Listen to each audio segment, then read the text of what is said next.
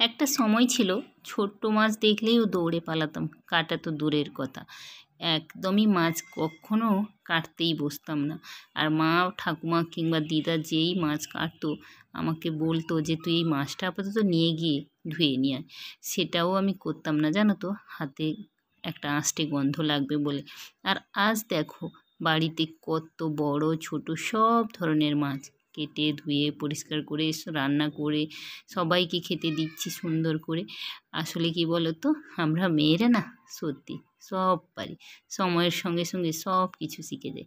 আজকে বাড়িতে নিয়ে এসছে দেখো বেশ বড় একটা রূপচাঁদ বাউল মাছ।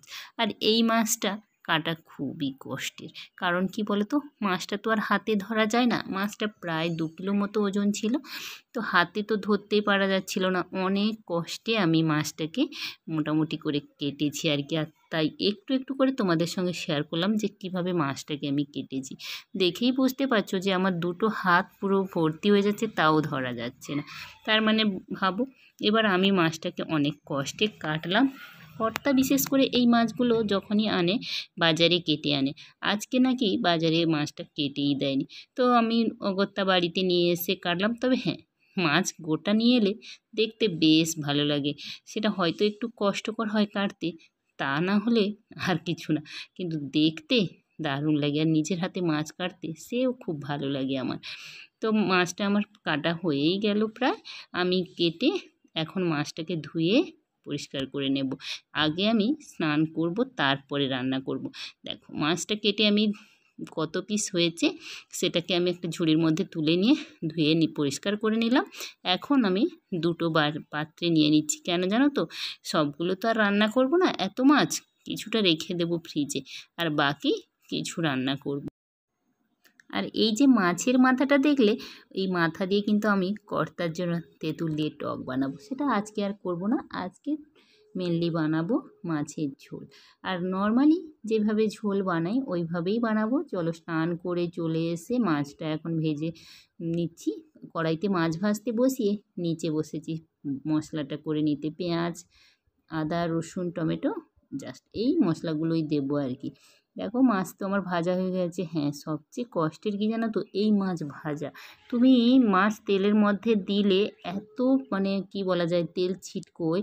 আমার তো হাতে কতবার যে ফোসকা পড়েছে সেটা আমি তোমাদেরকে আর বলে বোঝানো না। তো এবার সেই আদা, রসুন, পেঁয়াজ, টমেটো সমস্ত কিছু মশলা আমার কষানো হয়ে গেছে। এখন একটু শুকনো মশলা, যেগুলো লঙ্কা, হলুদ, এই মশলাগুলো দিয়ে আবারও একটু কষিয়ে নিচ্ছি। তারপর জল দিয়ে কষিয়ে নেব। হ্যাঁ, কিছু আলু আমি সেদ্ধ করে রেখেছিলাম ওই ঝোলে দেওয়ার জন্য, তো সেদ্ধ করা সেই আলুটা দিয়ে দিলাম। দিয়ে মশলার সঙ্গে আবারও একটু কষিয়ে নেব। সেদ্ধ করা আলু, মাছ ভাজা, মশলা কষানো হয়ে গেছে। এবার জল দিয়ে অল্প ফুটিয়ে নেব। ফুটে উঠলে মাছ দেব, তারপর নামিয়ে নিলেই রেডি। সে আর এমন কি বলো, ভাবলাম চলো তোমাদের সঙ্গে একটু শেয়ার করি আমি কিভাবে বাড়িতে রান্না করি।